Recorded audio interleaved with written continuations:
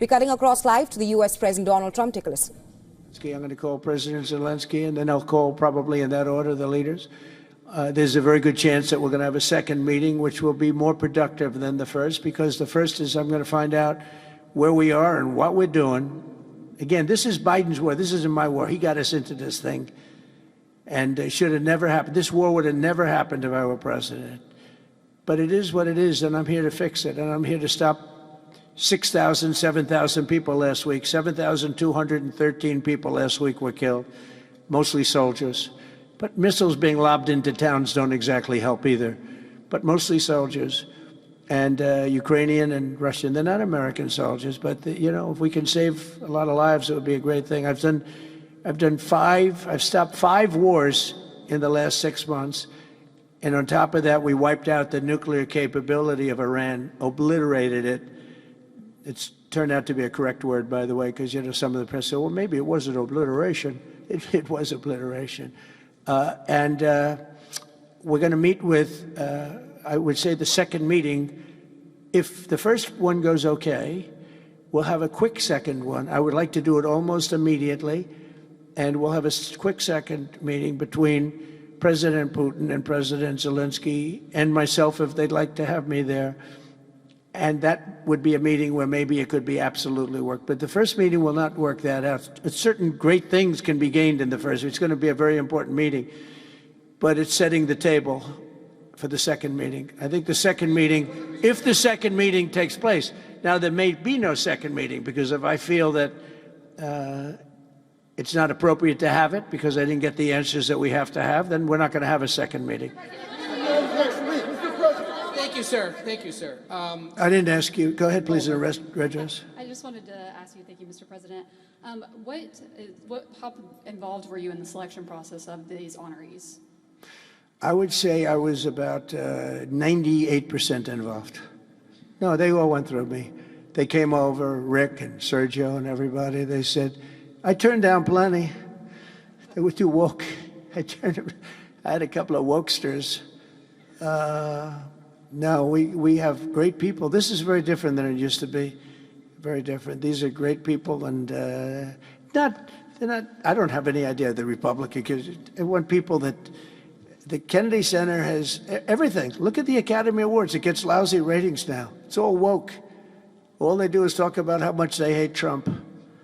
But nobody likes that. They don't watch anymore. That used to have 45 million people watching. I remember The Apprentice, first season.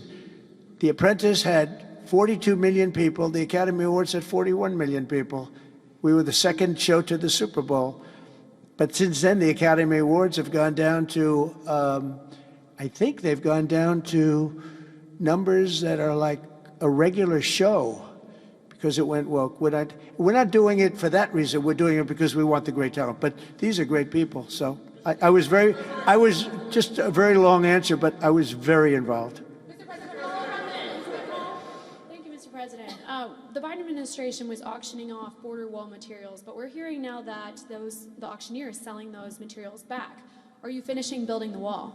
Well, I built hundreds of miles of wall, and I was getting very close. I actually finished the wall, but then I added another 200 miles, because when you do the original wall that I said I was going to build, which I got built, and I got it to the specifications of the Border Patrol and ICE, the exact. They wanted steel, they wanted concrete inside, they wanted rebar inside that, they wanted it to have wires. The walls are wired for, you know, all of the internet stuff and security things. And we built it hundreds of miles. We did great. That's one of the reasons, even now, we're able to have such good numbers at zero, or essentially very little people coming in. But Biden, I ordered for another 200 miles. I was going to do another 200 because it's the way it is.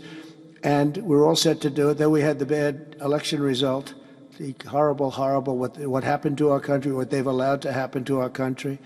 And we are taking now that wall back. They sold the wall. Now, this is expensive stuff. Hardened steel, very expensive.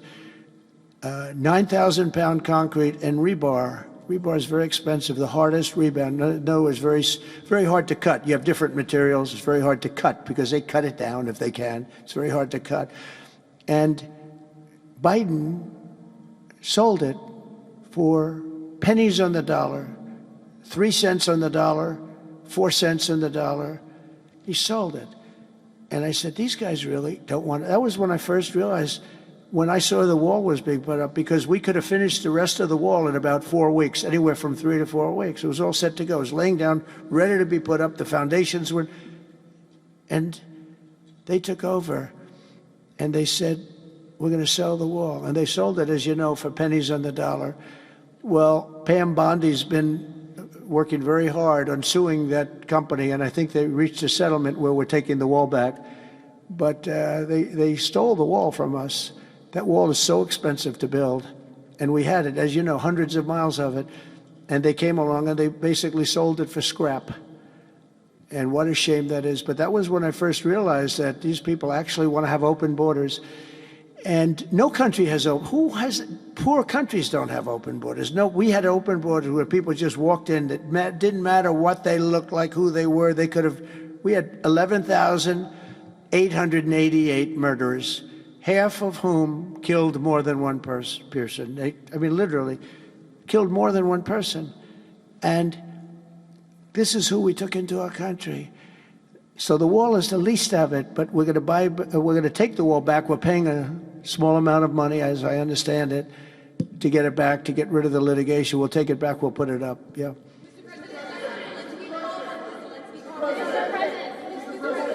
Go ahead in the back, please.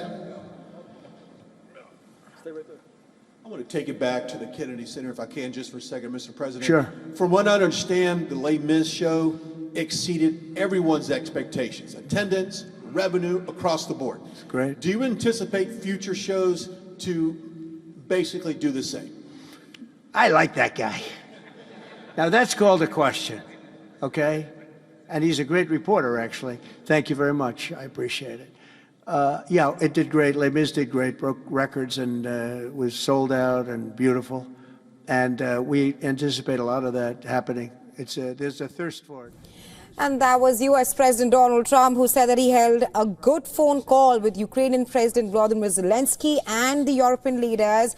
And he further said that after meeting with Putin in Alaska on August 15th, he will call Zelensky and the European leaders. He, however, ruled out any second meeting as of now, and again asserted that this is Biden's war and he only wants to stop the Ukraine-Russia war.